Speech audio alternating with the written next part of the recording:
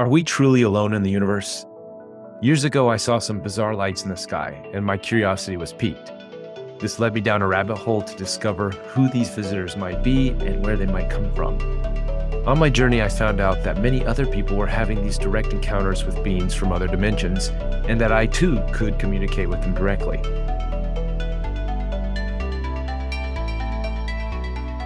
Welcome everybody, welcome Wendy. It's been a little bit of a break we've had since starting the new year, since starting my new life. And I'm glad to have Wendy back here with us, and welcome Wendy. Well, thanks for having me. It's nice to be back with you all. Hello, everybody. Hello. Awesome. Well, you kind of know the drill. We usually spend the first hour kind of catching up and talking about your life and what's going on with the channeling world and all of that. I think most people know who you are, so maybe we won't spend quite as long, but just like to catch up and see what's been going on in the life of Wendy. Recently I've been seeing your posts. You were at the Conscious Life Expo, and then you were at Rob's channel panels, and you were at our Lemuria Life Expo last year, and then you're going to be this year as well. So how's the travels? It's been a busy first quarter. So, it is wonderful to see that there's so much going on again, and there are so many people who are interested in the messages and the channeling. So that's been really fantastic. And yeah, it's a busy first quarter. I was out in Sedona with Rob Gauthier for his channel panel event. And then, yeah, like you said, I was in LA for the Conscious Life Expo. That was really interesting to me. And you're talking about more people showing up and are interested in messages.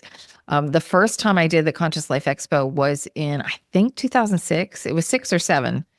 And at that time, it was just 2 rooms, the big ballroom and then the room off to the side. And I had not been for probably at least 5 or 6 years, and I could not believe how huge it was. I think they said there were 10,000 people who passed through for the weekend. So it's so wonderful to see so many people who are interested in expanding their consciousness and the diversity of the messages and the ways to do that. Whether you're talking about numerology, human design, astrology, looking at ancient history, channeling. So, it's exciting to see. It's a very special time right now where so many people are asking the bigger questions. Well, you've been sort of at the forefront of this. So from, going back to when obviously I've shared our conversation many times of the inspiration for the show and how our hanging out at the ET Media meetup groups there, and you're talking about soul contracts, and that was really what sparked my interest in what you had to say, and then just the whole channeling world. You helping open that door, you, Nora, and Daryl, in those early days. But since being along this journey, seeing the growth, especially really since COVID, I think my show became Gaia's #1 show just before COVID launched, and then it was really COVID that I think a lot of people took the time to listen in. And then it's just been, like a exponential curve from there. How have you seen that grow in your world, with just the responses and the new people coming in and all that? Well, I think you kind of hit the nail on the head, and it's what the guides told me at the very beginning. They said growth will be exponential. So, it'll start out and then it'll really go up with a steep curve. And I think that's where we are right now with so many people who are interested. And the thing that amazes me the most, and I suppose I shouldn't be amazed, it's how many people are channeling and how many people, even if they're not out there doing it publicly, they do it for themselves privately. So that's very cool to me. It's exciting to see. And it's, there's so much great information that you can get from channeling. It's a higher sounding board, but at the same time, you have to be really grounded in learning to trust in your intuition. And, that's a message the guides have really focused on for the better part of the 30 years. So I've seen it expand and lots of wonderful messages coming through. But I think you also have to be conscious of the coloring of the information as it comes in as well, because, the beings who are sharing their perspective, are sharing the information. They have their own perspective. It's colored by the dimension that they're coming from, their own experiences of reality, and then the channels information, how they've experienced reality, how they're taking the frequency in and interpreting that. And then you, as you're hearing it, and how you interpret that. So you really have to check in now, probably more than ever. And I would say that's probably true across the board with all the information that we're receiving today, to see how it sits with you, how it resonates with you. Is this information that is for you? And then as you start to look at it through that lens, I think you can apply the information and have that really quick exponential growth. Yeah, I think you touched a couple of points I wanted to cover. So, me, myself, being channeling a little bit, just at least getting a taste of what it feels like to be in the state and channeling. But just having all these interviews with all these different channelers and different perspectives, I feel like I've gotten a pretty good understanding of the process and channeling and the whole bit.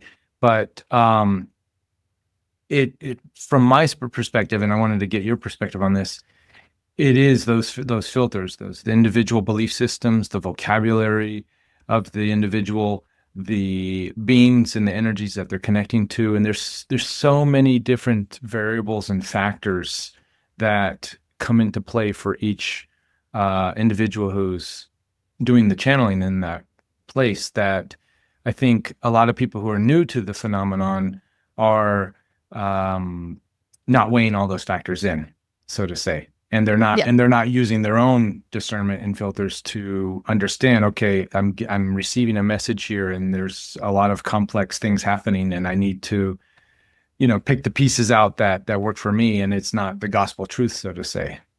Yeah. And that's a message that the guides have really been talking about lately, is using your discernment. And instead of going outside of yourself to ask for information initially, check in first and see what it is you want to know and why you're asking. And then use the information that you're getting as kind of a sounding board. They say it's like a friend who you're asking for advice. Sometimes the friends have great advice, sometimes not so much. So it's that same thing where we kind of have to check in, see how we feel. And then when we get advice or opinions, okay, so how does that sit with me? What does that bring up in me? What awarenesses do you have because of the information? Do you find that you're triggered by it? Does something really resonate as truth for you? And that can help bring clarity within yourself. But they really want us to take the information and process it internally and see how we're feeling about it, instead of just going on that information directly. It's you got to check in and see, and then asking the deeper questions. Why are you asking that question? What is it? What do things really mean to you? What is it that you really want to know? People will ask, well, what am I supposed to do with my life? And, that's a really big question, and they could give you an answer, and it may be something that kind of moves you forward on your path, but it may not be the ultimate path for you. So, and sometimes people get really locked into that, or they'll have an idea or an awareness of, I'm supposed to write a book. Maybe 10 years ago, they got the hit that they were supposed to write a book, and they put it off. And they didn't follow through with the hit in that moment, but they've been hanging on to that idea, but they're not necessarily checking in to see if it's still valid for them. And it may be, today with technology, maybe writing a book isn't the best way to communicate that information. Maybe it's video now, but you won't know that until you go back and you check in for yourself. So, they can give you bits and pieces of information, but again, we have to start going inside and checking in and then using that just as a reference point, the information we're getting from the guides. Exactly. And with that sort of this evolution of checking in and having, because a lot of times I think when we check in, the picture takes a different form. When we just hear the information, our knee-jerk reaction based on our conditioning from our belief systems gives us a quick, I feel like a fast food kind of way of understanding, okay, this is the world, these are, or for example, when it comes to the ETs, these are, beings and ships and flying around in a tin can, and they're going from here to there and they're doing their thing. And that was sort of my perspective at the beginning of my journey, when I started looking into the evidence-based stuff and way back in the day and producing the citizenry and sort of government cover-ups and all that stuff. And I think there's a lot of people on that level. But I wanted to ask you in your journey, because you've had physical contact we've talked about this in the past, where you were taken on ships, and the temporary detainment phenomenon was quite prominent in the early days of the 90s. Such a nice way to put it. You're right. That's what Bashar says. So I wanted to kind of get your view of that, of how the phenomenon itself and interacting with it, how that's evolved over the years, or has it evolved for yourself, and in the physical way, or even the perception of how it's coming into people and interacting with them?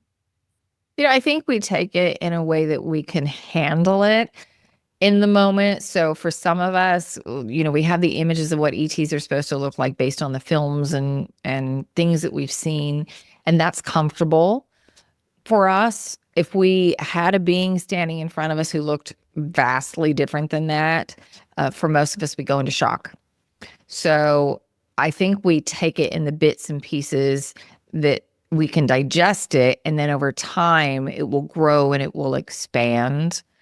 And I think today people, and a large part of that is due to you and the series that you did, thinking about, we have this idea of ETs where they're physical, but thinking about it in terms of extra dimensional. How are beings going to connect with us? It's not always face to face, especially if we're not prepared for that. So this is the easiest way for them to kind of connect with us and share the ideas and wisdom that's going to help us to let go of our fear programs and to open up a bit more until we can have those more direct contact moments. I think those are coming. The guys have been pretty consistent with talking about that in terms of 2026. I'm not really sure how that's going to play out, but I'm like everybody else, I'm like, well, this will be interesting. Let's see what unfolds, because I think that is a game changer when that happens. But there's so much that's happening in our world, and what we've already experienced over the last 5 years, things that we're beginning to question, things that maybe in the past we might have taken for granted, just in terms of basic day-to-day life stuff with our government and institutions, and we're questioning a little bit more than perhaps we would have in the past, and we're opening up to bigger ideas and bigger information. So I think a lot of people, when they start to encounter more of the channeling world, that helps them to kind of expand that idea that they've had, maybe originally from movies, because a lot of that's very violent. They're always coming to get us. So I think that helps when you start getting messages that are a little more kind and loving and expansive. And that's the first step. But I think we're getting there for face-to-face contact. And they tell me that it'll probably be more with some of the humanoids who look a bit more like us, as opposed to some that are a lot different. Yeah, and that even I sort of try to visualize how that's gonna happen on this, with people and the communities and governments, and there's all these sort of visual imaginative exercises that I run through on a pretty regularly on a day-to-day basis. I'm like, okay, how's this gonna work? And more recently we've had a lot of these they've called them, the drones, especially out in the northeastern region of the United States, but it's been happening for a period there. It was happening all over. Have you in drones and plasmas and lights in the sky and these types of things? And I've had other channelers on. We were doing these live calls at the time, and we're getting that it was kind of a mixed bag of theirs and ours, and different agendas at play, and I'm sure you've probably tapped into that as well. But do you think the phenomenon will be limited to just lights in the sky or plasma balls or these types of things for the majority of us, and the physical interactions are going to come? Are they still going to come in that way, I guess, is what I'm asking.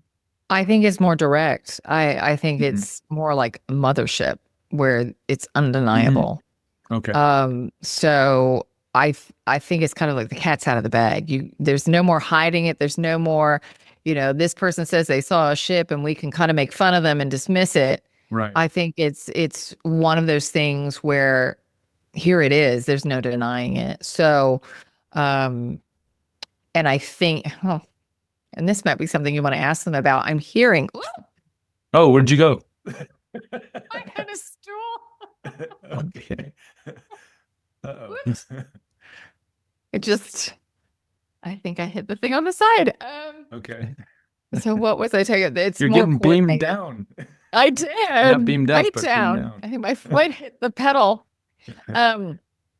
It's more of a coordinated thing where it'll be in multiple places around the world. So that is my sense as they're sharing it with me. I haven't really asked about that. So I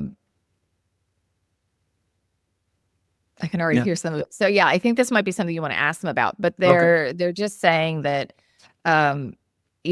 the governments around the world have been given kind of a cutoff date. It's like you can disclose to your people, and if you don't, we're just simply going to show up. So I think we're at that point.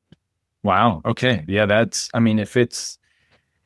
if we're at that point in the next, few years or so, that is definitely a game changer. I think the picture that comes to mind is, well, the not so happy-go-lucky one would be the Series V. You remember that old CV series? And then the more less violent version would be the Arrival, the movie Arrival.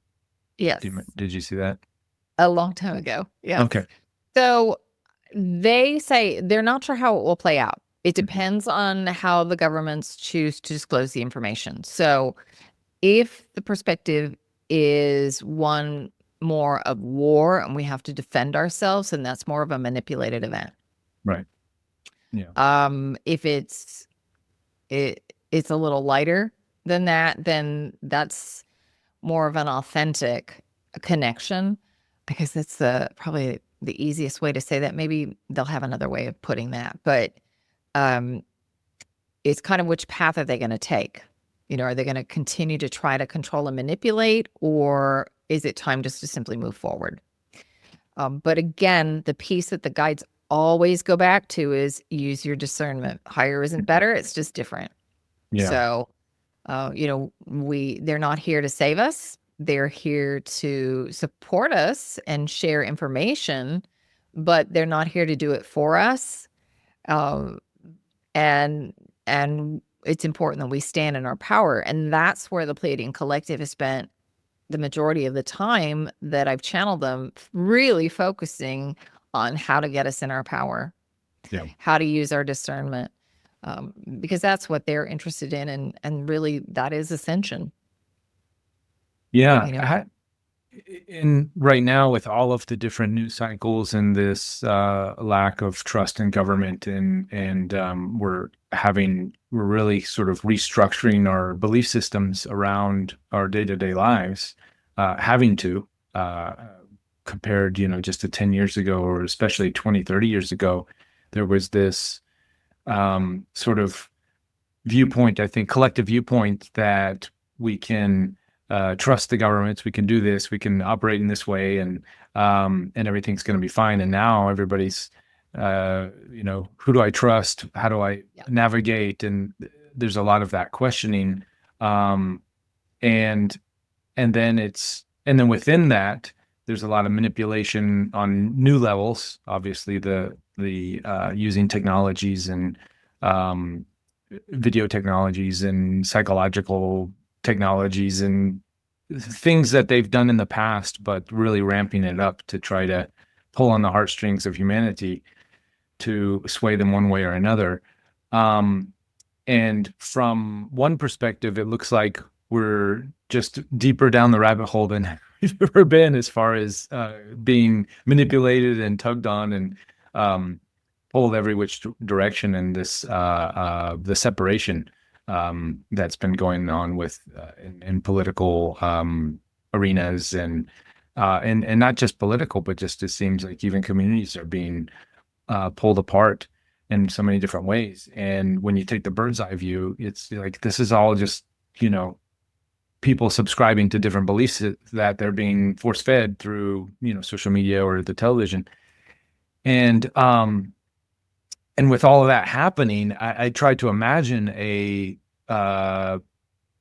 contact type of an experience, and how would that show up? And do you think it would help harmonize and stabilize things, or would it just spin people further out? I think it's a mixed bag. It's a mixed bag, yeah. But I think there are a lot of people who have had experiences that don't talk about it still, you Yeah. know. It's amazing when you tell people that you channel or that you've had experiences, how many go, oh, I had this experience, but I haven't talked about it. I haven't told anybody about it. And that happens a lot. Yep. It's amazing when you start talking about it and you're open, how many people will come out of the closet. But I think that there will still be people who have a lot of fear, but those people have a lot of fear anyway. Sure. Whatever we play out at the human to human level, we will play out at the human to ET level as well. Yeah. So that's why the guides have us really working on all of our stuff as much as we can. And, you can't make yourself crazy when you listen to the news, or, you are like, okay, are we getting any closer? Is there more stuff coming out with all of the crap that's been going on, that's been hidden? And really, for myself, I just have to keep going back and putting into practice the things that my guides have taught me in terms of what do I want? How do I want to experience today? And just keep going back to the basics with envisioning my own reality, because I will put myself on the now moment where I can live the highest light possible for myself and to be of the greatest service, whether that is on a now moment where the collective reality is one that is blissful and happy, or one that is more dystopian, but yet I can still experience joy and happiness and peace and abundance within my own space, to be a beacon, to be a lighthouse for others, to show them the way, how to elevate your frequency. So I really try to keep focusing on, what do I want right now? What do I want right now? What frequency do I want to hold? Am I in alignment with that? Oh, okay, yeah, not so much. Okay, so I've got some work to do. I've got some clearing, some grounding, some setting, refocusing. And the other stuff is just kind of interesting information, but I try not to get too invested in any of it, because it doesn't matter whether you align with side A, side B, or off on side C, it's Irrelevant for yeah, it most really people. I doesn't mean, matter. yeah, I think that's been my biggest takeaway is, we are all living our lives and doing our sort of day-to-day things, and disconnecting from the news and the TV and everything else. It's just like, it's okay. We can totally disconnect. The world's not going to fall apart. Yeah, in fact, most of the time you go back and you and you hear it again. It's like, oh, it's just where I left off. Right. Not much has changed. Exactly. Yeah. Big shifts. And it's just because of all of that. It feels like you said, you go back and you listen, you're like, I feel like we haven't progressed any further in those bigger arenas, and if anything, degressed. And that's where I'm, I try to imagine contact. I'm like, well, how is contact, and how are the ETs going to land with all of this nonsense going on, and how are we going to take it? But I guess on an individual level, we're all moving at a pretty good pace.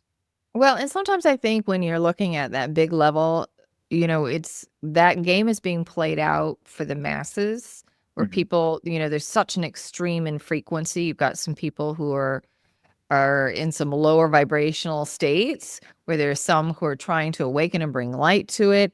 And then there are others who really just could care less. And, they're just focused on self and self-service. And, again, as the more you just keep going back and focusing on living your highest light, that's,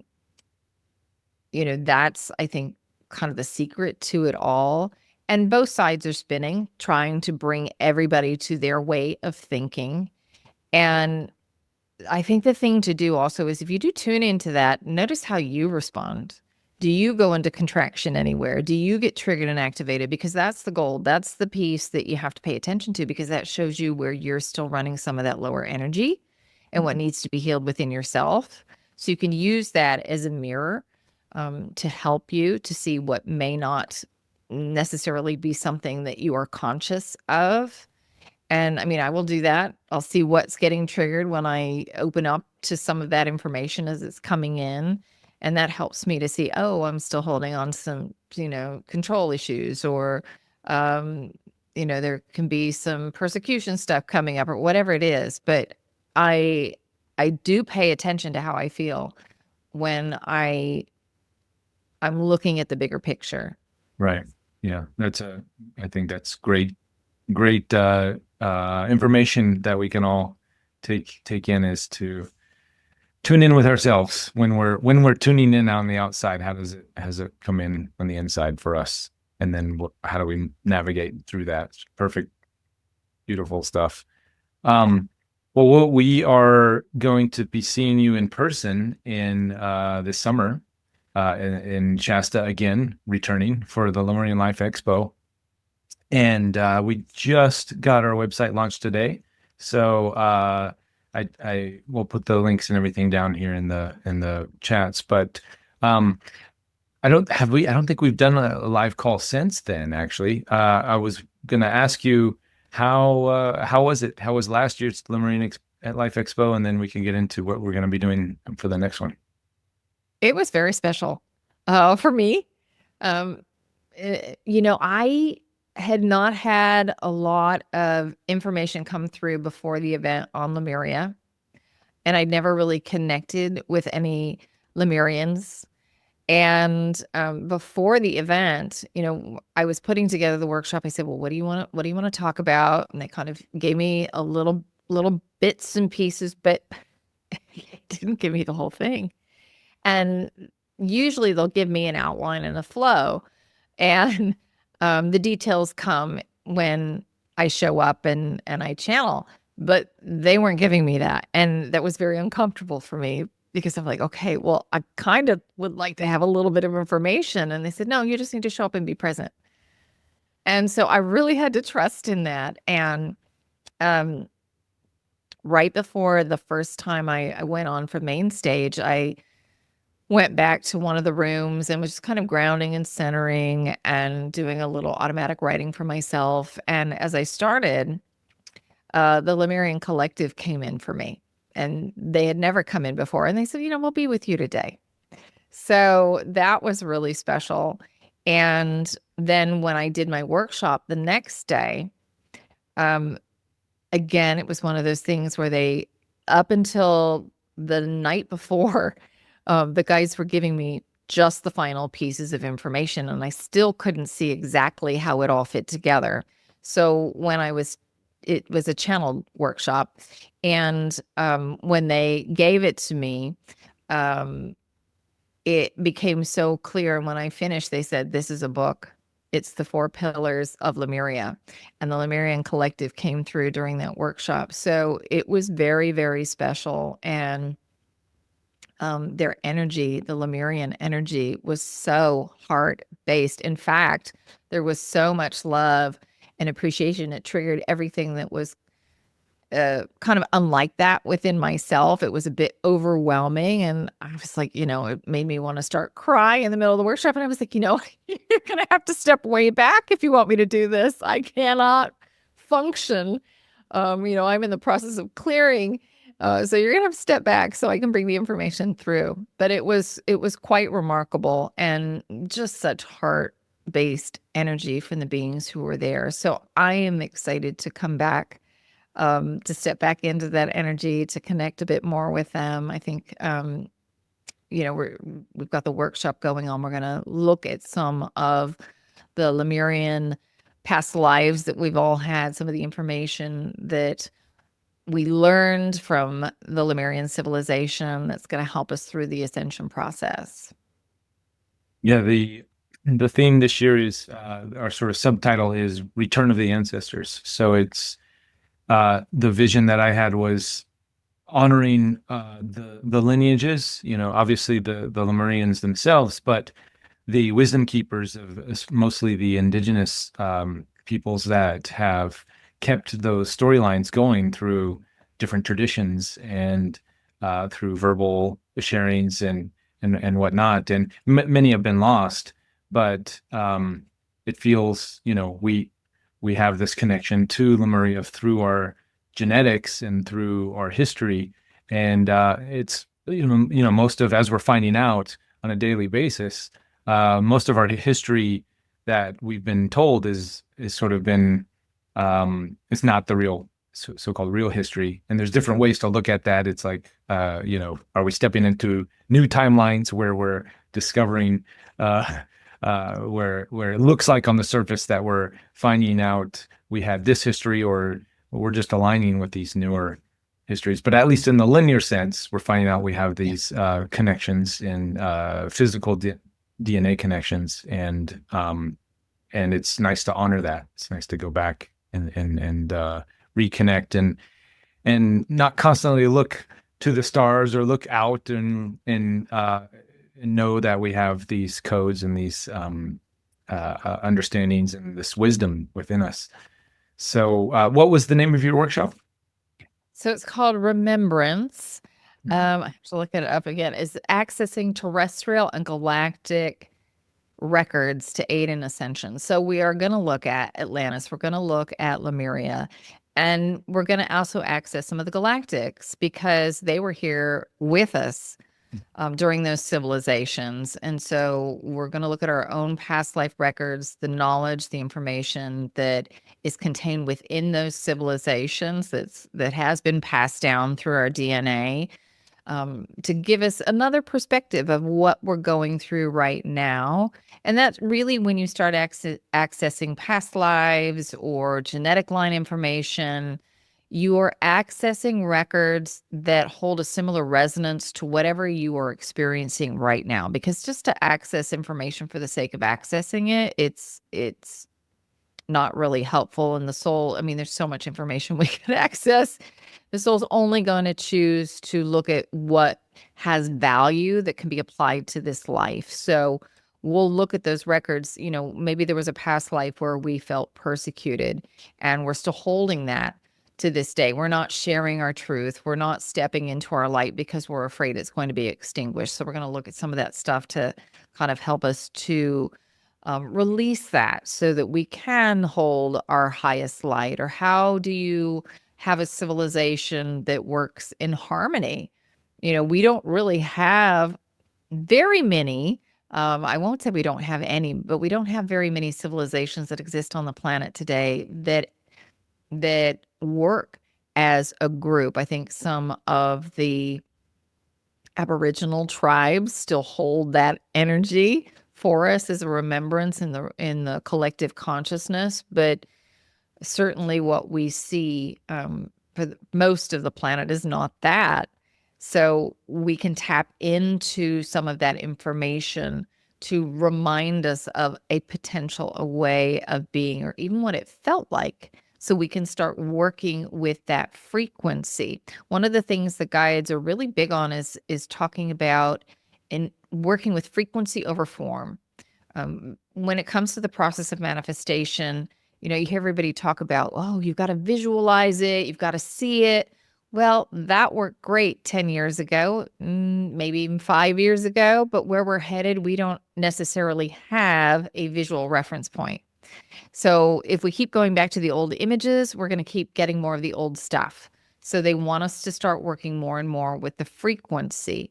So what does it represent, the thing that you'd like to have? And then the universe will bring form in ways that we can't even begin to imagine right now, in ways that are bigger and better. Maybe, we were just thinking about creating things that held, a specific frequency. And then, over here, I was thinking I'd like to have this experience and this frequency, and the universe can bring it all at once.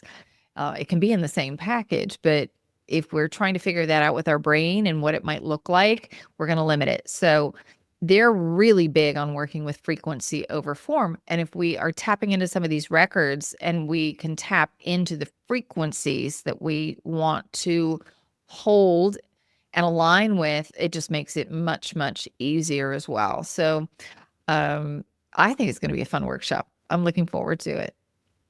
Yeah, it definitely sounds super fun. And that goes back to what I was saying earlier with, these the so-called drones or the plasma ships, the orbs that we've been seeing, and this whole idea of contact. I'm in a constant evolution through doing the show and having these conversations and trying to not have expectations of it's going to be ships in this form or this fashion landing in this way and ET's coming out in the White House lawn. I'm just trying to keep my my imagination as flexible and less attached as possible, and it's really in those non-attached states is when we can have the biggest contact experiences, because when you irony, have right?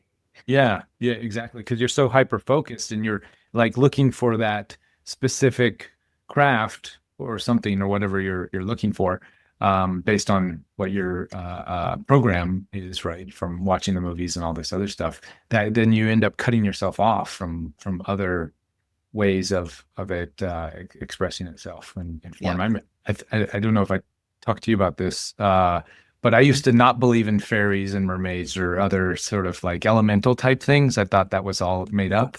And I was like just focusing on the nuts and bolts of the spaceship, the government spaceship phenomenon thing. I thought that was real and everything else was just sort of made up. And then getting into the world of channeling and talking and shamanic practices and these things. And definitely opened my mind. And I've had many experiences now with elemental type things. So I'm definitely a believer at this point, but it just goes to show how, not having that, like you were saying, form, how did you put it again? Form, the frequency before frequency form. over form. Yeah. Frequency over form. Exactly. But I think that's a great, you were just talking about that. How does disclosure happen? How do we get to that place? Well, just like you were talking about, for you, it used to be a pretty narrow picture that you had in your mind, and it expanded and expanded. And I think that's happening for more and more people.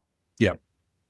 The more we're doing channelings and talking and getting it out and having the talks, I'm seeing a lot of the nuts and bolts guys on UFO Twitter or X talking about spiritual connections through their heart to different craft when they show up in the sky, and validating sort of the CE5, Greer's protocols. That conversation is now being had in ways that just a few months ago or even a couple of years ago was definitely not part of the equation. And you bring that up and you get the eye roll and that sort of thing. So we're gradually, well, I should say we're rapidly moving into acceptance of the phenomenon in these different ways. And it's nice to see the collective sort of lessen their grip on it has to happen this way or it's this and everything else, and that was for myself too, in the same camp. But it's nice to see the collective move in that direction. Yeah. And it's divine timing, Yeah. They talk about this sector of space that we're moving through where there's a lot of high vibrational photonic energy that's supporting us and helping us to rapidly increase our frequency. And, they also talk about our perception of time, how I love how they used to say, 25, 30 years ago, they would say, time is going to speed up. You're going to feel like your 24-hour day is, a 12-hour day. And at the time we were like, well, what does that mean? What does that feel like? And then they're like, well, you tell us, because now you're experiencing it. It is how it is in terms of we just accept it. And they put it in a slightly different way in the last year. They're talking about how much data we used to take in a 24-hour period. And now we take that same amount of data in. They said in 2025, I think 2025 is 4 hours that we take. What 20 years ago would take 24 hours to experience. And that in part has to do with the internet and video and all the information that we're saturated with. So that is also making it feel like the day is moving by so much faster. There's so much information that we're taking in. And I think they said next year I'll feel like about 2. Jeez. Yeah, I think I have that right. I'm like so overloaded. I think it's 4 and 2. It could be 6 and 4 next year, but we're right there where it's just, I don't know about you, but I feel like I wake up and it's time to go to bed again.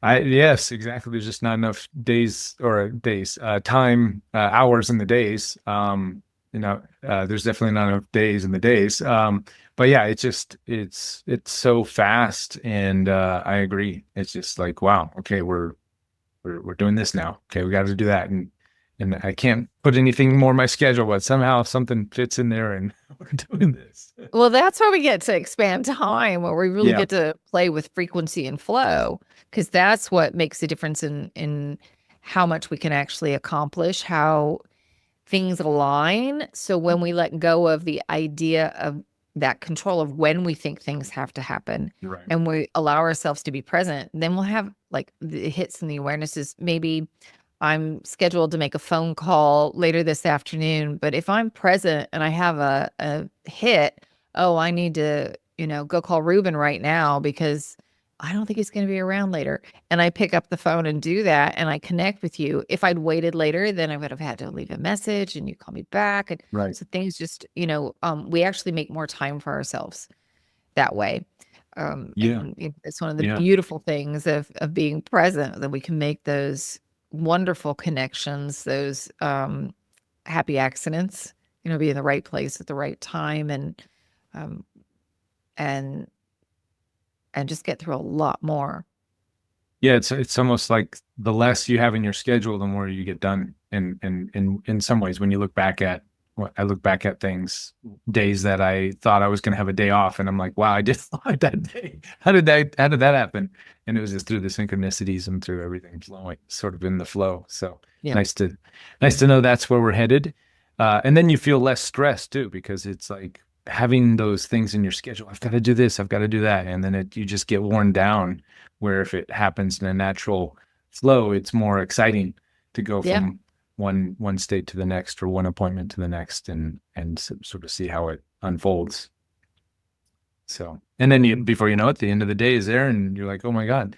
So speaking of flow and time, shall we jump into some channeling? And Sure. and can I put in a request to do a little light language at the end, to get a little tune up for a crew here? Yeah, I think they would have offered anyway. So, Okay. yeah. Awesome. Yeah. Awesome. Well, when you're ready, and then So, and we'll go right into questions. I'll start with one or two and then open it up for everybody. okay. And if there's anybody who's new, who's not familiar with the collective, just to tell you who they are, they're a group of about 2,500 beings of light. They don't have physical form. And rather than aligning with a terrestrial body the way that we do, they actually align with a stellar body's blueprint, mission, if you will. And they align with Alcyone in the Pleiades system, which is the central sun. It's a record keeper, and it's a repository of knowledge and information. So the Pleiadian Collective that I work with, they are keepers of frequency and keepers of time. So they are here to support us and to remind us of our true divine nature. They do work with tone and sound, which is why their dialect is different than my own. So if you're wondering, when I channel a lot of beings privately, and occasionally they'll come through, different beings will come through, but most of them sound more like me. The Pleiadians are the only ones who sound different because they modulate the frequency. All right, so I'll get out of the way. We'll see where we go.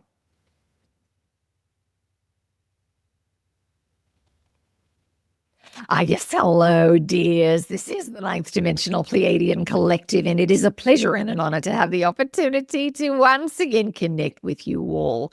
So there's a lot of information that's coming out very quickly, new things that are coming out in terms of tips and tricks and things you can do to, when we don't like to use this word, but we'll use it because you'll understand it, is to hack the way of accessing your more intuitive skills. All right. You can get there faster as you are learning how to breathe and ground and change your diet, and just to really learn how to be very mindful and centered.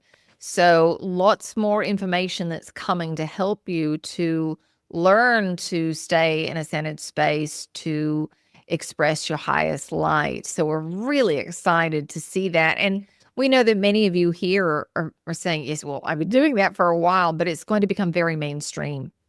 People are going to understand the benefits to their health, to their body, to their well-being. They're more focused now than ever on what they can do to, quote unquote, hack their biology.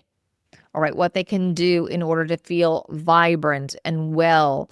And this is, something that's come about in the last 5 years because of everything that's been going on in the world and the current state of your health and well-being. People are asking some of the bigger questions. And we're really excited to see the collective awakening to their physical well-being, because when you've got physical well-being, it does make the first steps of shifting the energetic a little easier. In truth, the energetic comes first, and your physical is a result of your energetic state, your thoughts, your emotions. But to get you out of the loop, sometimes if you start working from the outside in, that can help you. We want you to know that really it's working from the inside out that is the way that you actually function. But again, it's to stop the loop that you're in. And this is coming with the collective. So we're happy to see this. All right. So that's our 2 cents here at the beginning. But we'll dive into questions. We want to be of service in any way we can. So how may we help you? Excellent. Thanks, Peace. Good to be connecting in this way as usual. I had a question about, we were just talking with Wendy about the idea of Lemuria and reconnecting with our ancestors and going back in time, so to say, to connect with those energies. And it's my perception and understanding, and I'd love to hear what you guys have to say about this idea of shifting into different timelines. As far as the Lemurian storyline, we're now coming to know about Atlantis, Lemuria, and other aspects of our history.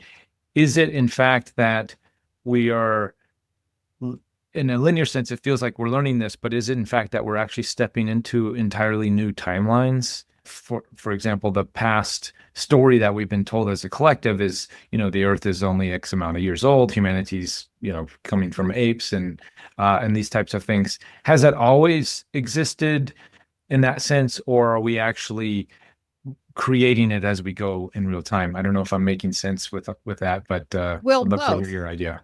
Both, because it depends on whether you're looking at it from the linear 3D level or you're looking at it from the multidimensional level. Because if you're looking at it multidimensionally, past, present, and future are going on concurrently. So from a 3D vantage point, yes, it has always been there.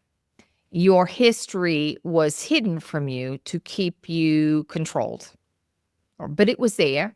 It was in the collective record.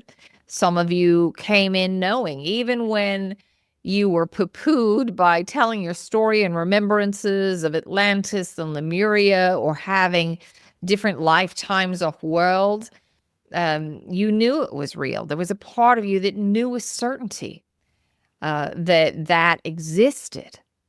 And, think about Atlantis, because that's a bit more up in everyone's collective awareness. How many people said that they believed in Atlantis, knew that they were there, even though science says that it doesn't exist, as it were? But you have an awareness within your collective memory.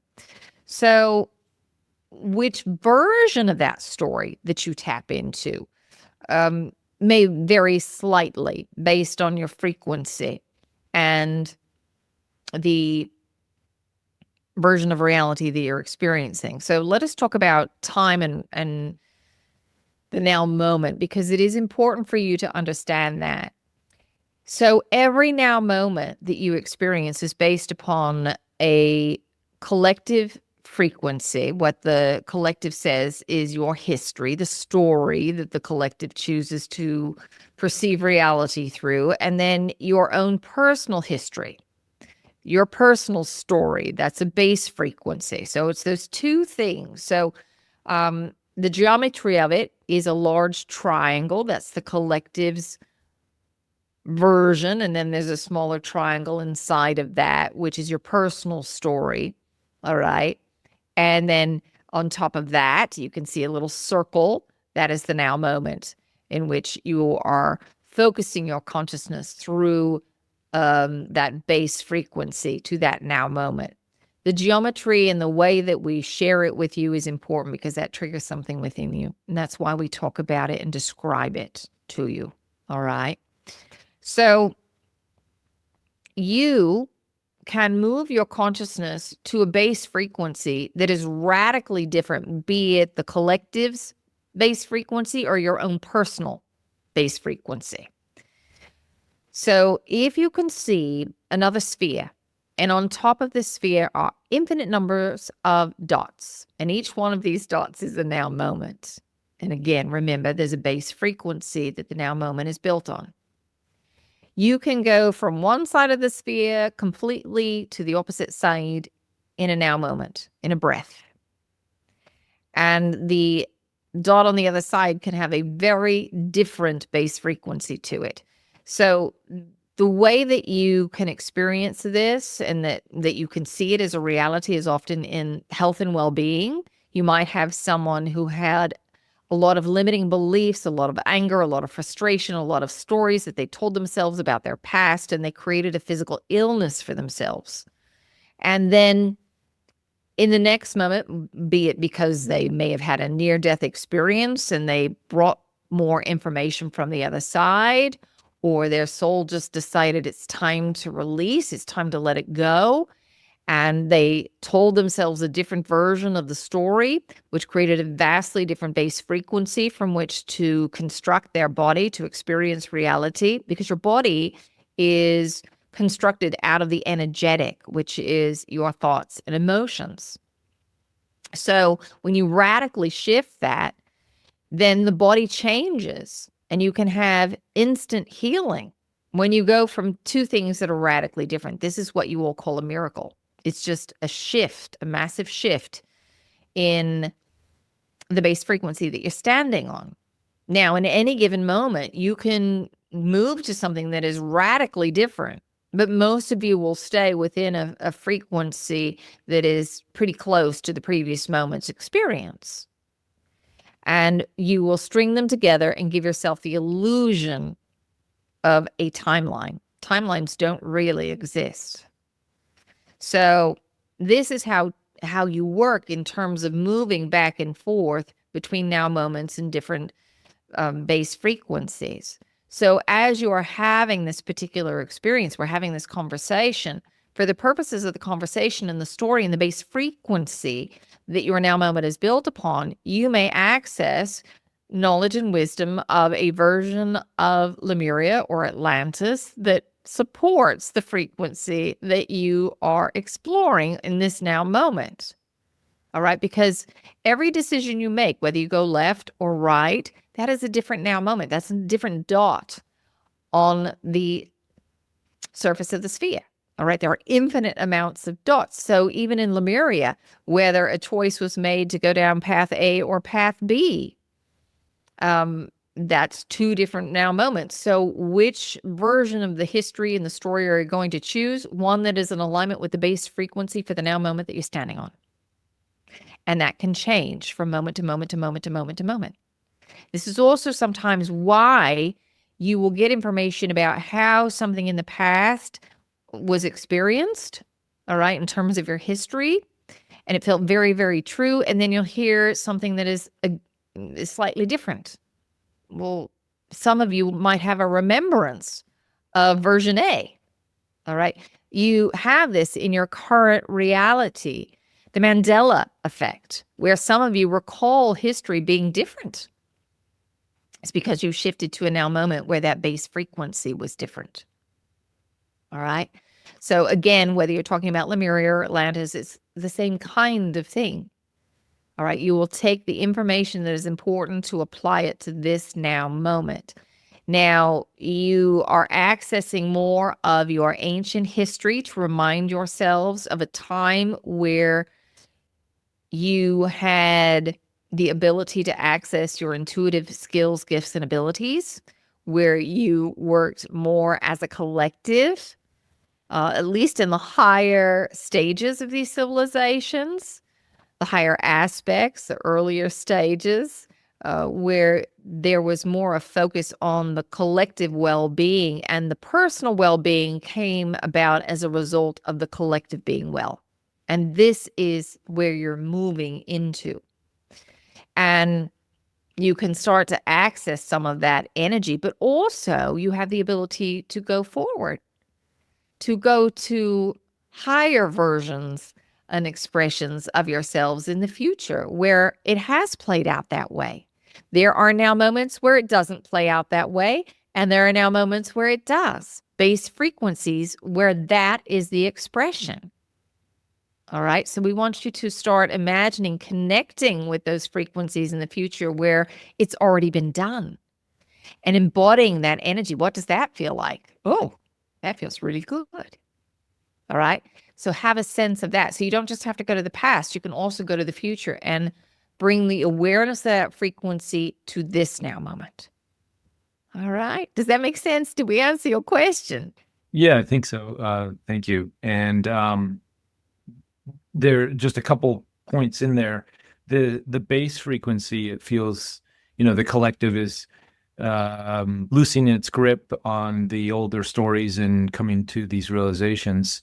And through that frequency as the collective, does that help materialize or bring into existence the idea of Lemuria Atlantis? Are we going to have a collective agreement, evidence discovered in these types of things as the collective resonates with these dots? Well, all right.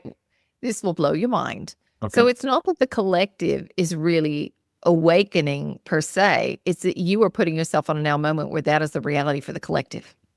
Gotcha. Yeah. So yes, the collective is going to open up to its history.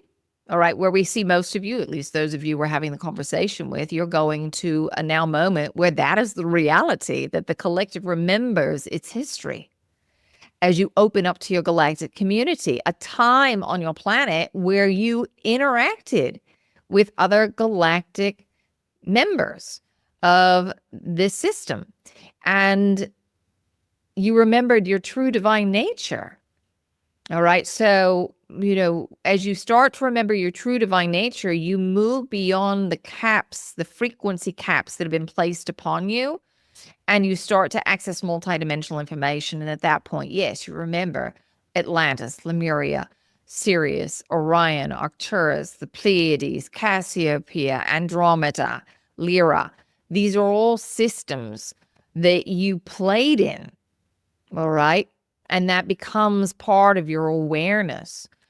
So it's you putting yourself, as you are awakening within yourself, on a now moment where that is most likely the collective reality. Not always, because you may put yourself in a place where you can be of the greatest service, where the collective may not have that full awakening just yet, but you're there to be a light, a beacon, a way shower, so that they can go, oh, there's more light for me to have, or, oh, I didn't know about Atlantis or Lemuria, but, it's not being talked about in the collective reality, but I see you over there and you're talking about it. And that's really fascinating, because there's something that resonates very deeply within me. So you're going to be exactly in the right place at the right time to have your soul's growth. So don't worry so much about what's going to happen and not happen with the collective. Keep focused on your own frequency and what you want to call in. Just to put it out that we don't see this as being a reality, but we're going to put this out there anyway. If, let's just say, contact didn't happen, it doesn't mean that you can't have contact. All right. You can have that sense of fulfillment and connection with physical ETs, all right, in your reality, whether the collective is awakened to it or not. So this is why, as Wendy was saying to you all earlier, you can live in peace, joy, expansion, upliftment, regardless of what the collective is going through. You are there to live your highest expression. And sometimes, to be of the greatest service, you are meant to be on a now moment where that is a reality. And then there are other now moments where, for you to be your highest light and to be of the greatest service, may be to be in a place that has just a little more darkness, because that's where you're needed the most. And the soul will choose that as you go from now moment to now moment to now moment. We say the soul because the ego would never want to experience anything uncomfortable. But the soul, as you live from that heart-centered space, just because others around you may be uncomfortable doesn't mean that you have to be in that position yourself. Again, you can be in peace and calm and expansion, and you're reminding them that that is an option for them. All right. Excellent. Thank you. All right. Mark has his hand up. Go ahead, Mark. Hi, it's so good to connect with you again. When I first started getting into channeling, I was deeply connected, or probably deep connection, with the Pleiadians. And I did other channelers talk about my connection with them, and that seems to have faded away. And just recently, like last month, I actually started getting into life coaching and helping people with channeling. But that's primarily been focused. My focus and the focus of my clients has primarily been around just opening to the energy and bringing in new energies into us and into the collective. And I was curious about your perspective on that, and if there's something if that's like been pushed out to the future, because I had a feeling before that I was going to be doing a lot of significant work with the Pleiadians, but that seems to be put aside. And I don't know if that's temporary or permanent, but anyway, if I'm following my energy as well as possible and not blocking or denying or resisting something from your perspective. No, we would say it's timing. So you had an awareness of that galactic connection and that expansion, and then you come back to grounding yourself in your own energy, which is really important. That you start, coming back and anchoring as much light within yourself, and you're focused on that. As you do that, you will elevate your frequency. That will make you a clearer channel for the wisdom that you will bring in, not just from the Pleiades, but you'll find that there are other systems that will show up for you as you elevate and as you go. Sometimes you all feel that you're connected with a particular star system, and that may be true, but there are also archetypal patterns that you access from those different star systems. And so that may be why, at the beginning you might feel really drawn to the Pleiades, and then all of a sudden it shifts and you feel like you want to connect with Sirius or maybe the Cassiopeians. It's the archetypal patterns and the information and the records that oftentimes you are seeking that will draw that focus. It's not that you are necessarily from a specific star system, because again, that's just another level of the story. Where you are from is source. And that's where we want to keep you oriented. Yes, you may have had all these different lifetimes, but it's not, again, the truth of who you are. The truth of who you are is that you're all that is, that you are source. So if you are drawn to the Pleiades, then there's information for you there from that system, and don't be shocked if that changes. But for now, there'll probably be periods where you'll feel you're working more with galactic energy, and then you'll come back to more personal, let's get higher, let's tap into my higher consciousness, and then you might go out again and connect with galactics, and then back to yourself. So it's going to be a back and forth for you. Right. That makes sense. And I forgot too, I think I'd had a conversation with another Pleiadian through another channel through light language, but then my light language seems to have changed a lot. And recently my wife, she said she was hearing like 3 different beings. Because I've noticed sometimes when I'm doing a light language that it will shift. I'll feel very different energy at different periods at the time. And so I have no idea what I'm pulling through now. Well, you just have to ask. All right. Sometimes you all forget to ask. You can ask. So, and sometimes it's not important. It's just, how does this resonate with me? Because, when you ask a being on the other side who they are, it's much like you asking another human being who they are. You kind of have to take it at face value that that's who they are. But then the information that they share with you, that's where you get to use your discernment. How does this impact me? Do I want to take it in? Do I not want to? Same thing interdimensionally. But, just human to human, if somebody tells you their name is John Smith, then you just say, all right, that's John Smith, but you don't put John Smith up on a pedestal. All right. And that's what you're learning to do. So you don't always have to know who is coming through. You just have to be aware of how that resonates with you and what you want to align with and what you don't want to align with. In terms of the language of light, that's going to really shift for you again in another month or 2. The language of light, for those who may not know, it's comprised of light, sound, sacred geometry, and a carrier wave of information. And so these beings many times are showing up. And when we do the activation for you, you will notice that the energy will shift, because they're showing up to share their how-to. These beings are showing up because they've walked the path that you're on. They've struggled with the things that you're struggling with, and they found a solution. And so they're sharing their solution energy with you. It's encoded in there. And they're showing up now to be of service in that way. And the language of light bypasses the traditional language centers of the brain, and it speaks directly to you, the divine being of light, having the physical experience. So you don't have to really know what's being said. The information is provided there, and your soul understands it and can read it, decode it, and then decide whether it wants to align with it or not. The higher version of yourself having this experience, not the ego. You are your higher self having this experience, your soul, the spark of the divine having this experience, not the ego programs. All right. So that is going to shift for you in probably the next month or so. You'll find that you'll be producing sounds and things that you haven't before, and you might notice that it uses different muscles in your face, and just play with it, just go with it, and you'll find that you'll eventually kind of find your rhythm and your comfort zone with it and allowing it to flow through. But at the beginning it may feel a little rough. Thank you. Yeah, I've had some shifts already where it's almost like it's like struggling to get out of my body. Like my body has to change. But thank you. I'll let others go. Thanks, Mark.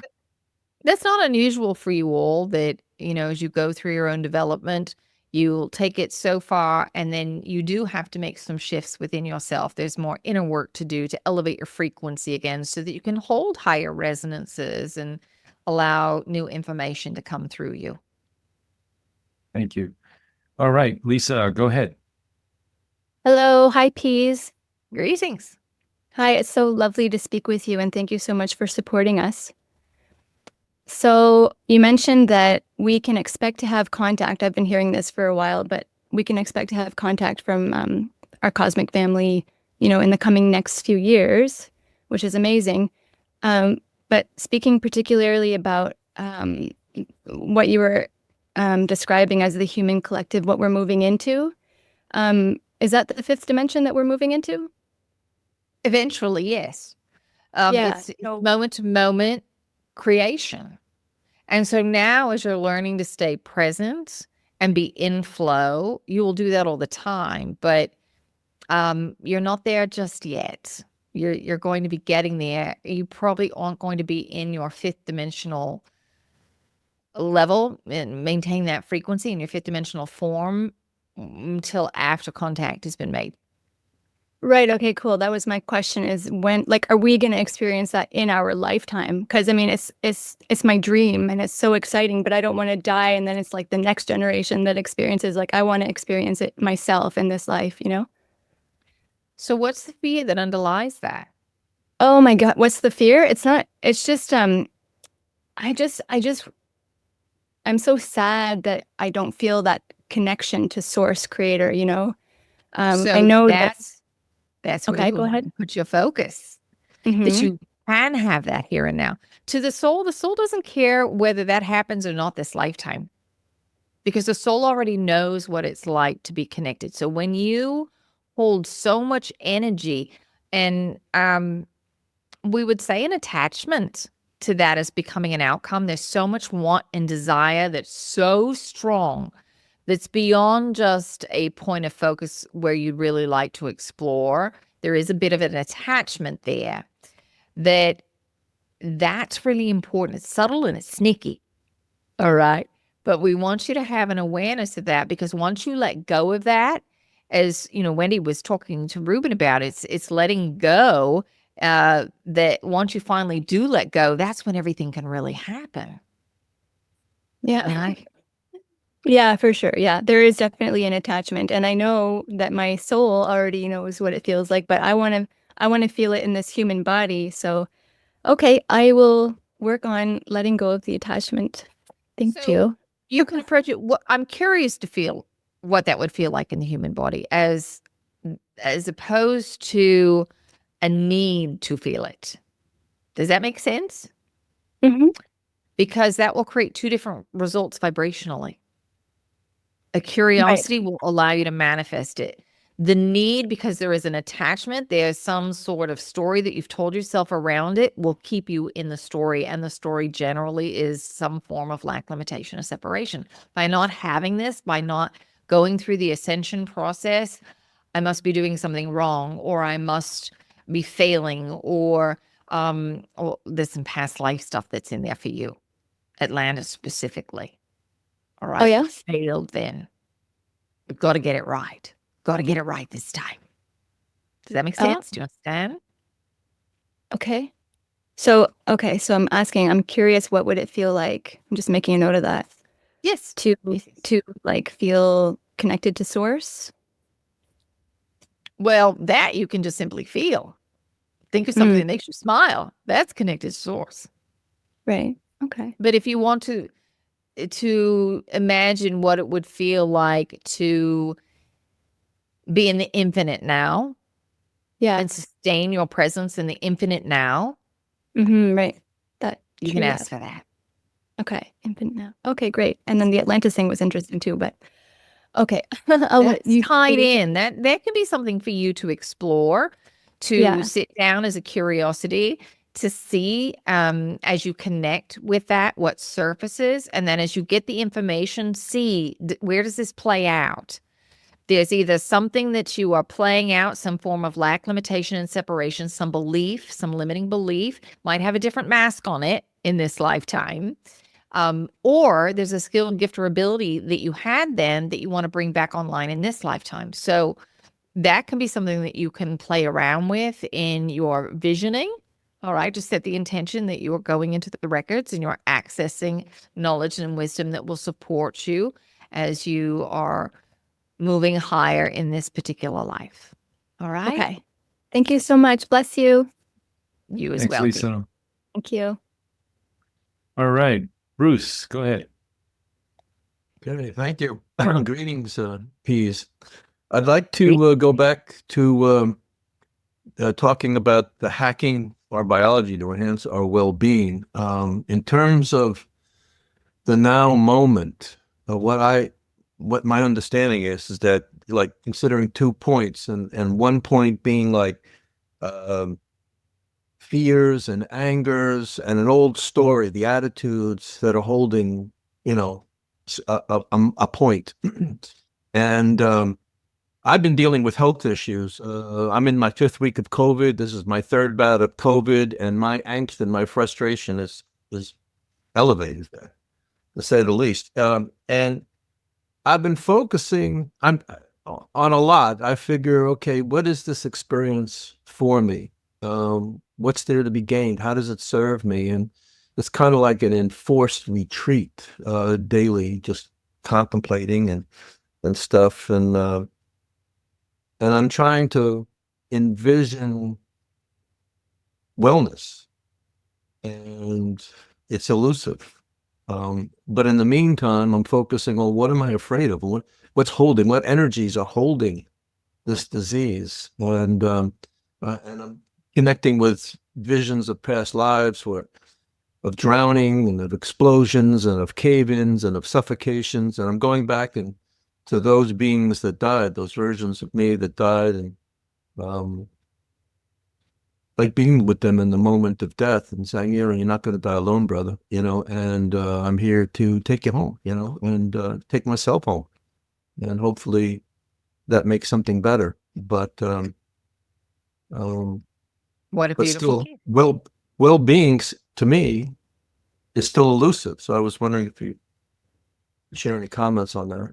So this is just a temporary phase that you're going through, but look at what you've just described to us, the beautiful gift that is in that.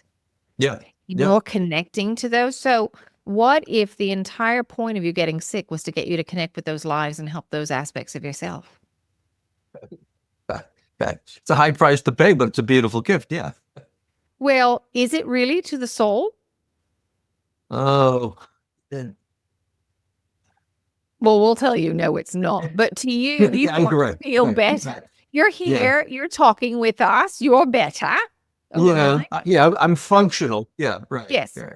So, and that will improve here. The things that will help you in terms of hacking, if you will, yes, there are certainly vitamins and minerals and nutrients that you can put into the body, because sometimes it's very difficult to get out of your food because of the quality of your food these days and the quality of your soil. But more than that, one of the things that you can do is simply breathe to nourish the body through subtle energy, through prana, if you will. And as you're doing that, as you are utilizing the breath, we call breath a great connector. It moves things at the energetic, and it also moves things at the physical level. As you are breathing and you're moving that oxygen through, you are changing the dynamic state of the body. You are mobilizing the immune system. You are changing the pH of your body You are activating your parasympathetic nervous system as opposed to the sympathetic fight or flight. So there is a lot that happens just through breathing alone, consciously breathing and moving that breath. And it can be as simple as in and out. You've got pranayama on this planet, the science of working with the breath. And there are different ways of breathing that will trigger different things in the body, but just simply having a breath that goes in and out is going to help you. If you want to dive deeper into that, you all can look at that. You're talking about a 6,000 year practice that's been done on your planet that you are just remembering and how to utilize that. You can also work with just simply visualizing light entering into the cells and clearing out the cells. When you visualize in such a way, without putting a label on it, but you're seeing the energetics of it happening, you are mobilizing your physical structure. You're telling your cells what you want it to do, to be in health and well-being. All right? Health and well-being is not something that you are seeking. It is something that you already are. And that's also important, that you're not seeing it something in the future. You are well now. You're well now. You're well now. And now. Yes. Yes.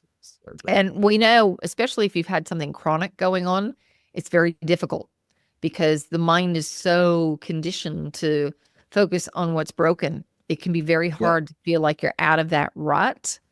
Yep. And so the more you can come back to knowing in this moment you are well, in this moment you are well.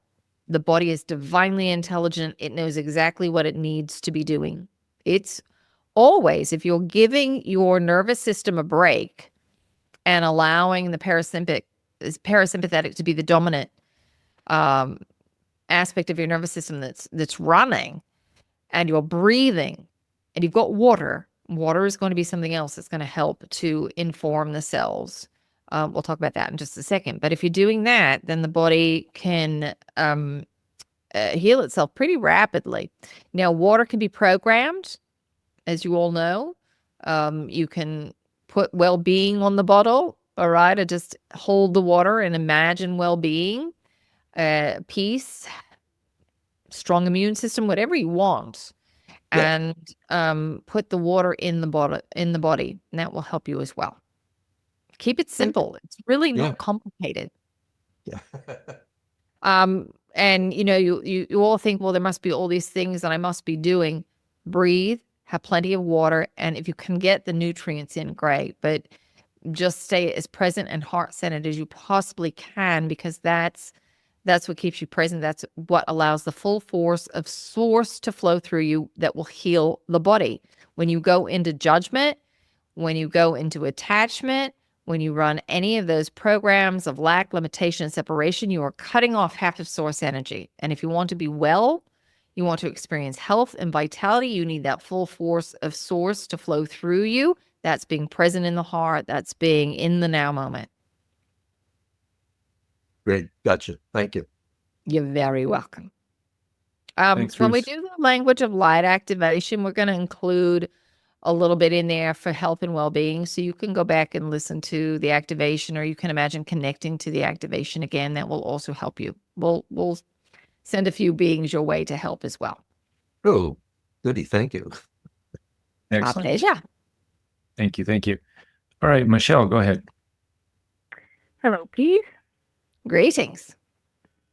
My question is, there's looking at a more traditional job that's still in the matrix or the old school establishment get in the way of our ascension process, and is it like damaging or dangerous in any way because of the lower vibration?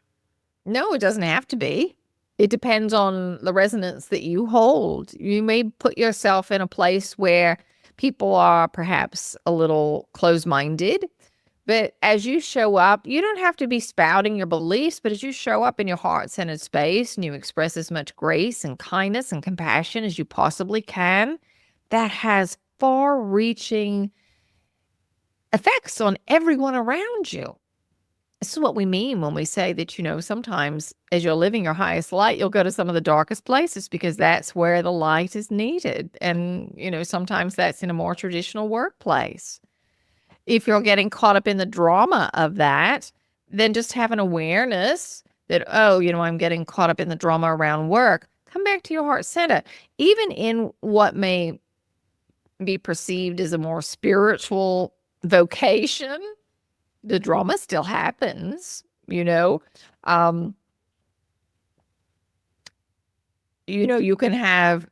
go to an ashram and you can have people who are very, very spiritual, and yet you can still have all the same petty disagreements and arguments within that spiritual dynamic.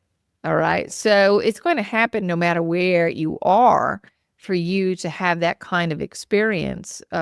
If you need to be in judgment about something or have a reflection of that judgment, you're going to get that mirror, whether you're in a spiritual vocation or something that's more traditional, you'll get the mirror.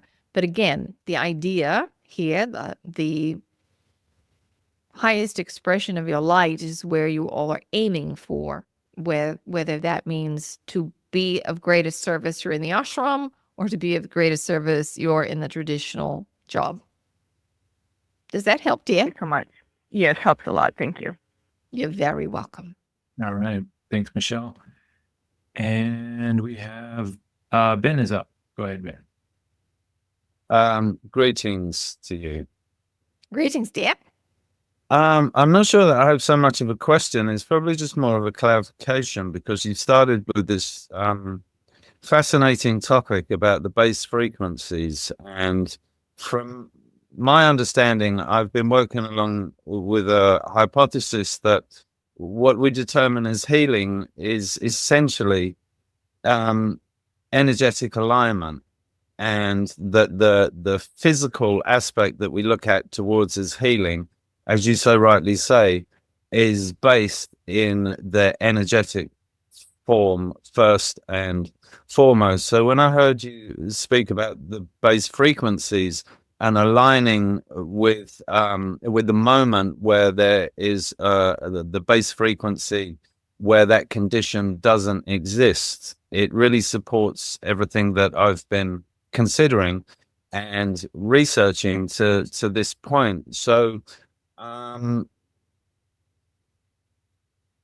I guess I think that all the questions that I did have been answered, especially in the previous interaction with Bruce, where you shared so much also.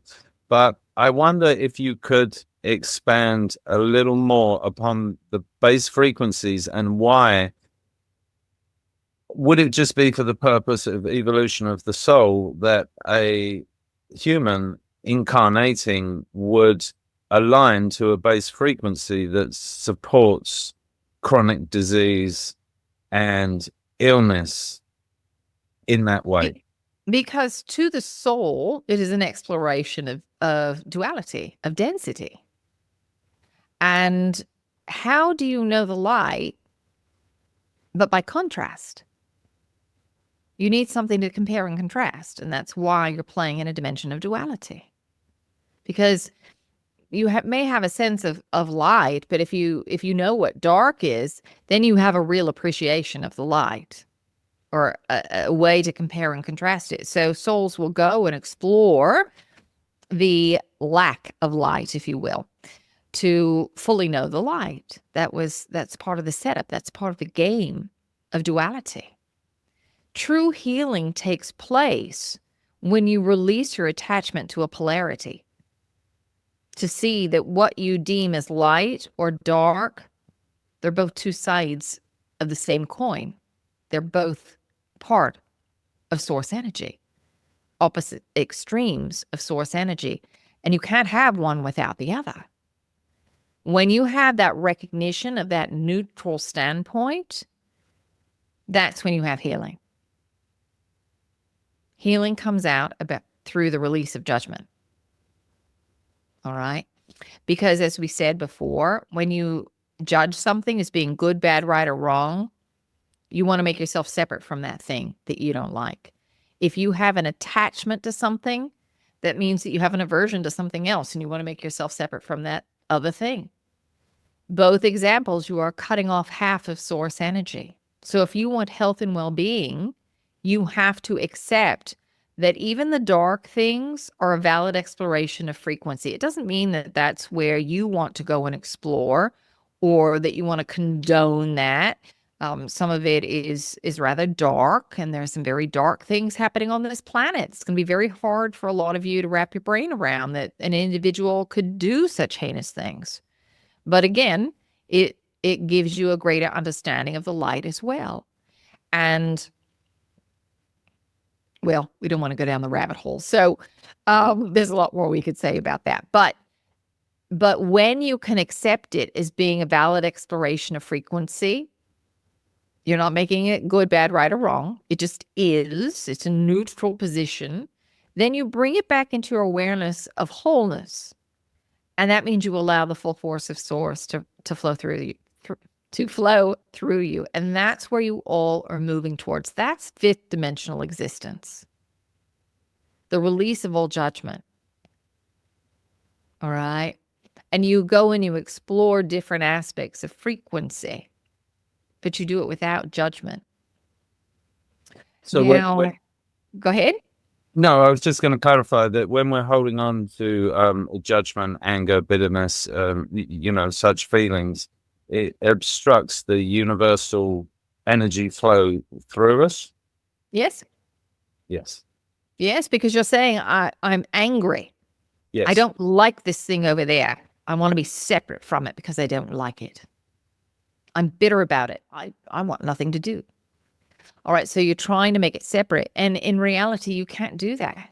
It's impossible for you to be separate from anyone or anything, but that's a story that you're telling yourself. And so you will block out or resist the flow of source energy through you. Yes. Now, could I also just clarify that when because this kind of pertains to the aspects of food and water, there's much rhetoric that that food is not healthy, the water is not healthy. Can we not apply that aspect of consciousness to that? Because if we understand that we are multidimensional beings, then it's almost like changing the properties. Because if we consume water or we consume something with the fear that it's not good for us, and it's carrying that. I mean, there are examples on the planet of people drinking poison and nothing happening to them. So Yes. can that be applied in our daily life to what we consume, not necessarily to go out Absolutely. there? Yes. Okay. It can, but here's the problem. So Mhm. yes, your energetic state comes first, but the Yes. problem is that most of you cannot sustain an alignment with a higher vibrational state that will override what is being put into the body. And then That's how the will challenge. Yeah, and what tips would you be able to give us for that challenge? How do we Stay train present in ourselves the to moment. stay in the Stay moment? present in the moment. So look Yes. at your judgments. Where are you judging? Yeah. Where are you finding yourself going into contraction? Uh-huh. The more you can let go of those judgments, the Uh-huh. more you will stay in the present moment. You will stay in a higher vibrational alignment. Now, you're not going to stay there forever. You'll go up, you'll drop out. You'll go up, you'll drop out. And Mhm. hopefully every time you go up a little higher, you stay there a little longer. And every time you drop out, you don't drop as far, and you recognize when you're out of that higher resonance faster. It's a process. So don't beat yourself up if you're not in that sustained position. This is a game of mastery. And so it requires repetition. And if you are conscious that, oh, I've dropped out of my frequency, my higher alignment, then take that as a success, because otherwise you wouldn't even have the consciousness to know where you're vibrating at all. All right, you brought yourself back to the present moment by having a recognition of where you're vibrating. Yes. So yes. it is through repetition here of coming back into that heart-centered space of thinking of something that makes you smile. That's the easiest way for you all to get there. And then setting an intention and the frequency that you want to explore, and then paying attention to what's showing up. All right. There's this dance that you do from the internal to the external, from the feminine to the masculine, that you're constantly doing. And when you're in flow, most of you don't stop to think about the frequency that you're in. You're just in flow and you're going with it. It's when things aren't flowing that you all pay attention. It gets your attention. So why aren't things flowing? Where are you out of alignment? And it's not a judgment that you're out of alignment. It's just a recognition of, oh, I'm engaged in a thought, or I'm engaged in an emotion that is not in alignment with the frequency that I would like to explore. It's just a recognition of that. That's it. There's no judgment about it being good, bad, right, or wrong. And it's about practice and coming back to the space again and again and again and again. Okay, beautiful. Does that Thank help? you. Yeah. Great confirmation. Thank you. You're Blessings. very welcome. Thanks, Ben. All right. We'll see how much time we have, but this might be our last one. Isha, go ahead. Hi. Firstly, I just want to say thank you so much for putting on this amazing talk. It's been so beautiful just to be in the energy with yourself, Reuben, Wendy, and the Pleiadian Collective as well. So I have just been sitting in the energy, and I didn't initially have any personal questions for myself. I was just kind of tuning into the field, and then I thought, what if I just asked the field what wanted to come through in terms of a question today? And I heard the word, the sacred geometry of love. And that doesn't mean a lot to me right now in terms of my Isha's intellectual mind. But as that question was coming through, I had that little bit of confirmation because Wendy started talking about sacred geometry. So I thought, I'm going to put this into the field now and see what comes through. What is the sacred geometry of love? Can you tell us about it? It's the flower of life. So, love is the highest frequency that you've got in your expression. So when you go up into higher dimensional ranges, think about harmonics. So think about playing, or you can even think about octaves. So playing a note on the piano, and then, you play a C, you go up an octave, it's another C.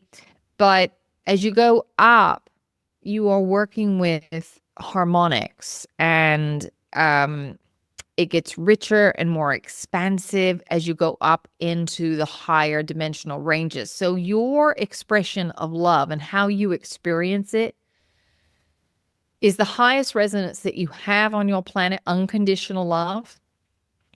The way that it's experienced when you move into the multidimensional experience is so much greater than that. But the way that it's expressed for you is through the flower of life. That if we had to give you one sacred geometric pattern that represented it, it would be that. And so with the flower of life, the way that I experience it, it's not actually 2D, right? It's like a hologram. So Correct. How can we tap into those deeper facets of what's available within that? It's contained in everything. The flower of life is in every aspect of the universe. There's nothing that doesn't have that as a foundational blueprint. It is the universal signature. So as you connect with nature, as you connect with other people, you will connect with the flower of life. It's in there. Seek it. All right. Can I see it expressed in nature? Can I see it expressed in this coin that's in front of me? Because the metal is part of universal structure. It's in there. It's all infused in there. And as you connect with it, what you'll find is that your heart will start to open, even if you're connecting with what you feel is an inanimate object. You'll start to have a sense of love and reverence for it as you're connecting with the universal blueprint of life.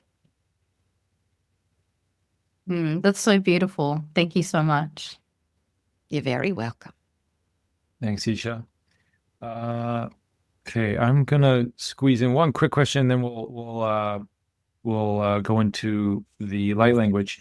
The P's have talked about, and Wendy as well, we talked earlier today about photonic belts that the solar system is moving into, and we've talked. I've noticed myself, and there's online talk about how the sun used to be orange and now it's more yellow tinted. I'm wondering if these photonic belts have an influence on the colorization of the sun, and is these photonic belts that we're traveling through, is this part of the 13,000, 26,000 year cycle that we go in and out of with the precession of the equinox? Does that have a correlation as well? It does. It is part of the cycles that you move through. It's like a start and finish line on a track, except for you're spiraling up each time. But it is what aids you in these cycles, because you're cleaning up from the past as you begin the new. You've got a bit extra energy. As you move through the sector of space, the energy does affect your sun. It excites your sun, and it excites all the planets in your system. But it doesn't necessarily change the way that you perceive the light. There are things being done on the planet, weather modification, that has altered the way that you are seeing the spectrum of light as it is coming from the sun. I see. Because that affects your brain waves. That affects your physical structure. As many of you have heard us talk about before, you're in the middle of frequency wars. In the future, this time period from 2019 to 2026 is known as frequency wars. There is a vying for control of your physical, emotional, and mental frequencies. And so there are those who want to try to stay in power and control the masses. And they do that through the modification of physical elements, the way that you're thinking and the way that you're feeling. And because of some of these modifications, it has affected your ability to perceive the entire spectrum of light from your sun. There will be a time on your planet where, as you go through the ascension process, there'll be 2 suns in your sky. You are a binary star system. And if you look at it from the 3D level, you can't see the second sun because it's already gone through the ascension process. So as you move into the 5th dimensional range, you are now in the vibrational range to see this new sun. All right. And you'll have two suns. So Lisa, when she starts seeing the 2 suns, then she knows she's hit the 5D. Yes. Okay. Yes. All right. Thank you. All right. And that's going to be in our Perfect. lifetime, right? I And it's hope. within our lifetime, yes. Okay. Yes, most likely, yes. Yes. And, even if the collective doesn't go through the ascension process, that doesn't mean that you can't. Exactly. Awesome. Well, thanks for those tidbits of information. And I think our crew here is chomping at the bit to get some of those light language vibes. So whenever Yes. you're ready. Yeah, so let us also say this, even though we're talking about how there are those who are trying to control and manipulate and limit the frequencies that you are accessing physically, you can still get those energetically. They can't block it out energetically. And as you are living in your heart-centered space, you are accessing that full spectrum of light. So that's what they don't want you to know. That's why they're trying to keep your consciousness under wraps. They're trying to pump out so many things that create and generate fear, because they don't want you in that heart-centered space to remember your true divine essence, to access the light that you are. And so in some ways, if you can understand that all you have to do is tap into your own divine light to stand in your empowered space, that will radically shift your version of reality for yourself. And hopefully, as more and more of you do it, it doesn't even require a majority. It will change the collective reality. And they're terrified that that's what you're going to remember. They're doing everything they can to try to suppress that. But from our vantage point, it's a fait accompli. It's done. We're just watching how you're choosing to play it out. You will go through this ascension process. To us, For those of you that we're talking to on this now moment, it's done. We're just watching which version of the now moment you're going to put yourself on. The versions where that didn't happen, we're not having a conversation with that version. All right. So you're choosing a path where it is happening. So we want you to know that. But you can access the full spectrum of light. You can access health and well-being and joy, abundance, grace, compassion, love. All that can be accessed as you connect with the now moment in your heart. So we're going to do a language of light activation that's going to help you do just that. To be able to more readily come back to your heart-centered space.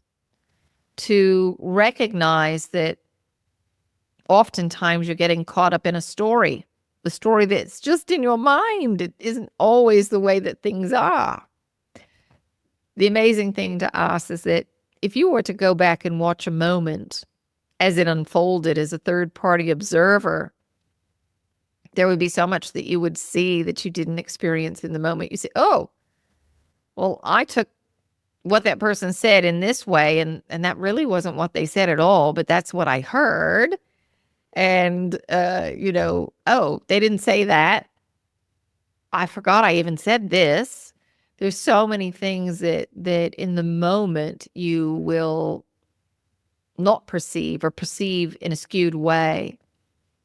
And you'll take that story and you'll play it out over and over and over and over and over because it suits your vibrational need. Maybe you need to feel separate. Maybe you need to feel small because that's what needed to be healed and you've been carrying it over from other lifetimes or through the genetic line. And so you needed to bring it into the now moment so that you could experience it, to see it, so that you could heal it, so you could let it go, so you could release judgment around it. But rarely in the moment do you see it from all sides, the truth. The truth is very rare. And what we mean by that is that there are only a few things that you experience that are absolute truths, and those are universal laws. Everything else is colored by perspective. You'll have 100 people watch what transpired, and you'll have 100 different stories. So keep that in mind as you're going throughout your day, and as people are going through challenges, or maybe somebody is not kind or they're short-tempered. Know that they may be telling themselves a story that's generating all of that. And so you can hold a space of compassion instead of going into a defensive posture. Because it's not about you. It's about them. And how you respond, that's all about you and your programming. All right. So the language of light,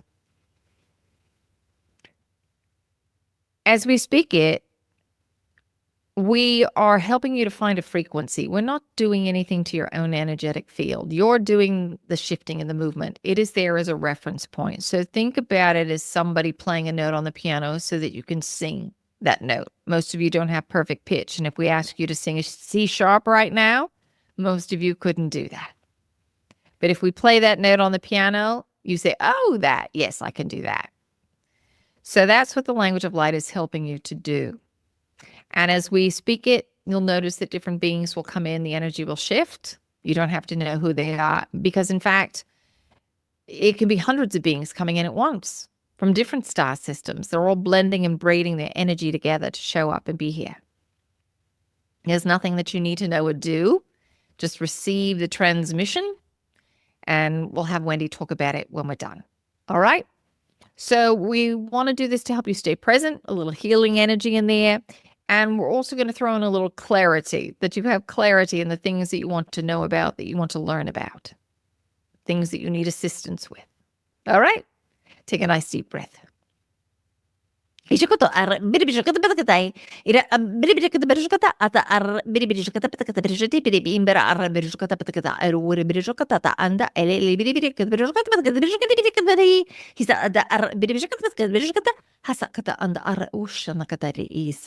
Undo ori ima katara iri ibere bijukata patakata bijukati hisa atata bijukata diri ibere bijukata patakata bijukati sa sa kotora hatana ori isha manakatare Asana ale elware birishkata batakata. Hisa ar birishkata batakata era ar birishkata batakata. Hasa anda katari imbada jiji batakata birishkata. Hasa or imane birishkata ar isa ko or are imahkatare ire birishkata. Take a nice deep breath.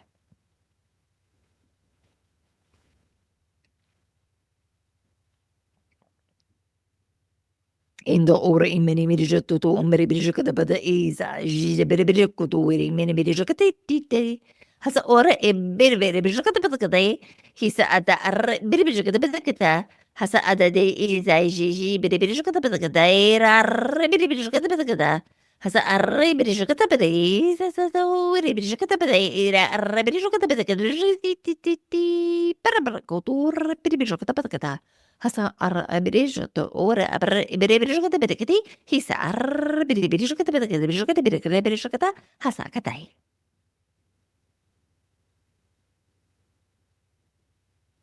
Take another nice deep breath. And when you're ready, you can bring your presence back to the room. So, dear ones, this is where we leave you. Feel free to call on us directly. You don't need Wendy. Just ground, heart center yourself, ask your question and listen. And until we hear from you, we are watching, we are waiting, and we are sending many, many well wishes. All right. Wow. Fantastic. So with the activation, there are a couple things you can do. Reuben, I'm not sure if you post a recording within the group or not. But yes. Yeah. This will all be posted for everybody to reach the playback. So you can go back and you can scrub through and find the activation and work with that again. Or you can just imagine connecting with it because it's recorded in your energetic field now. Either way, sometimes when we hear it, we think it's having a greater impact than if we just imagine it, but really there's no difference there.